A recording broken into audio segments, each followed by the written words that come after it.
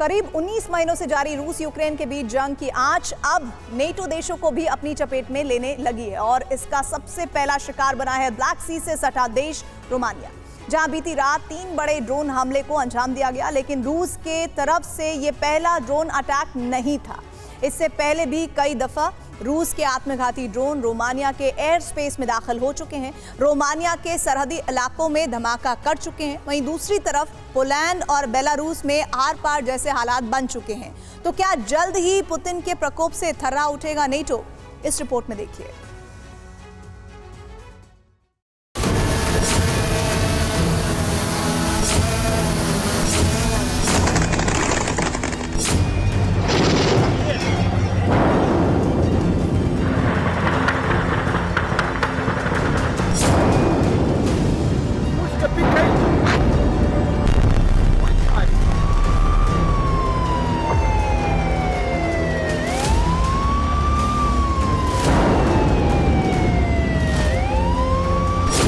आसमान से ताबड़तोड़ अंदाज में हो रही ड्रोन स्ट्राइक ने दो मुल्कों के होश फाख्ता कर दिए हैं।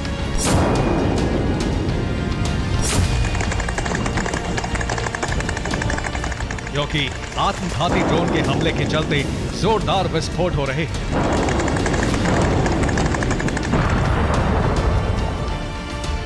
बारूदी धुएं का गुबार आसमान में उठता नजर आ रहा है। हैरानी इस बात की है कि अब तक रूसी ड्रोन्स के टारगेट पर यूक्रेन था।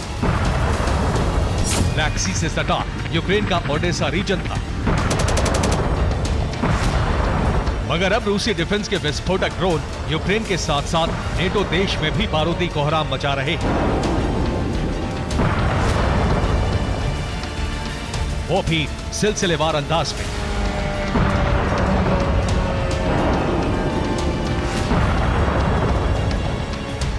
जी हां, यूक्रेन युद्ध से बेहद खौफनाक खबर सामने आ रही है। वो ये कि युद्ध की चिंगारी अब रोमानिया तक जा पहुंची है।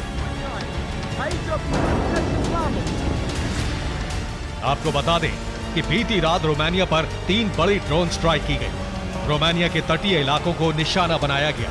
रोमानिया की तुल्बा और गलाती काउंटी में ड्रोन गिरे। इसके अलावा डैन्यूब पोर्ट पर भी ड्रोन का मलबा गिरा।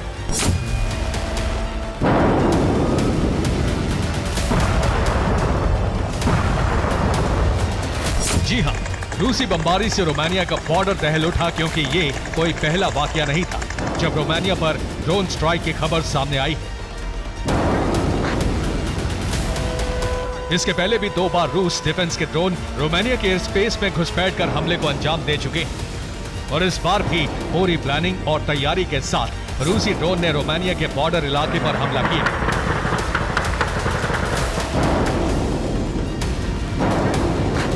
एक तरफ रोमानिया पर रूस की ड्रोन स्ट्राइक जारी है, तो वहीं एक और नेटो देश पोलैंड और बेलारूस में भी तनाव चरम पर है।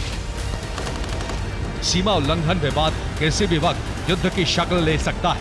आखिर क्यों, ये भी जान लीजिए। दरअसल बेलारूस का आरोप है कि पोलैंड ने बॉर्डर लाइन क्रॉस की है। पोलैंड के 2 हेलीकॉप्टर बेलारूस की सीमा में दाखिल हुए हैं। इस घटना के बाद बेलारूस की आर्मी पूरी तरह एक्शन में है। पोलैंड बॉर्डर के पास टैक्टिकल वॉर एक्सरसाइज शुरू की है।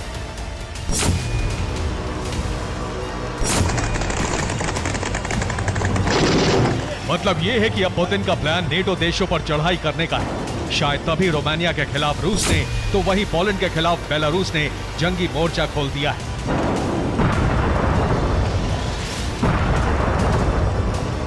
ऐसे में सवाल खड़ा होता है कि क्या पुतिन नेटो के खिलाफ युद्ध का आगाज करेंगे? पोलैंड और रोमानिया पर भीषण बारूदी प्रहार होगा। पुतिन के अटैक प्लान के खिलाफ नेटो एक्शन लेगा। काला सागर में पुतिन वर्सेस नेटो के बीच प्रचंड वॉर होने वाली है।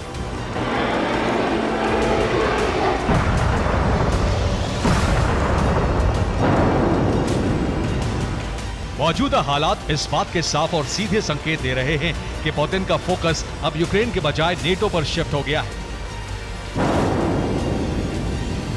ऐसे में किसी भी वक्त पुतिन रोमानिया को ब्लैक सी से और पोलैंड को बेलारूस की सरजमी से दहला सकते हैं, ताकि नेटो देशों में दहशत फैल जाए। यूक्रेन का साथ देने वाले इस संगठन के मुल्क खौफ में आ जाएं और खुद को जंग से अलग कर लें। हालांकि जब तक नेटो में अमेरिका जैसा मुल्क शामिल है, मुमकिन है पुतिन के अटैक प्लान के खिलाफ जरूर बड़ा पलटवार हो सकता है। फिलहाल रूस की तरफ से हो रही ड्रोन स्ट्राइक को रोकने के लिए रोमानिया ने एयर डिफेंस सिस्टम को पहले से ज्यादा मजबूत किया है। वहीं पोलैंड ने भी बेलारूस से सटे बॉर्डर के पास हेवी डिप्लॉयमेंट की है ताकि किसी भी हालात का जवाब दिया जा सके।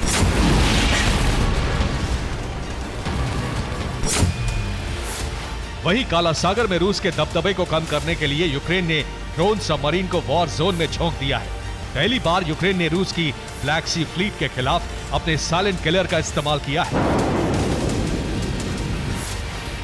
आपको बता दें कि रशियन नेवी की ब्लैक सी फ्लीट ही लगातार यूक्रेन के ओडेसा रीजन पर हमले कर रही है, क्रूज मिसाइलें और ड्रोन दाग रही है। इतना ही नहीं, रोमानिया के बॉर्डर इलाके में भी पुतिन की ब्लैक सी फ्लीट हमले को अंजाम दे रही है।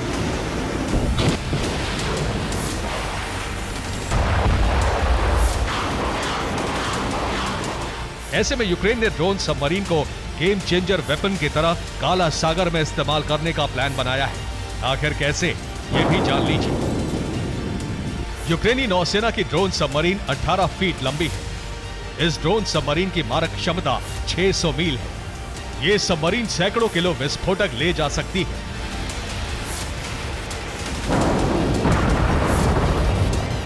किसी टॉर्पीडो की तरह दिखाई देने वाली ये ड्रोन सबमरीन 4000 टन वजनी युद्धपोत को पलक झपकते ही तबाह कर सकती है। समंदर में बारूदी सुनामी ला सकती है। शायद यही वजह है कि यूक्रेन ने रशियन नेवी के जंगी बेड़ों को तबाह करने के लिए अपने साइलेंट किलर को ब्लू वॉर जोन में झोंका है।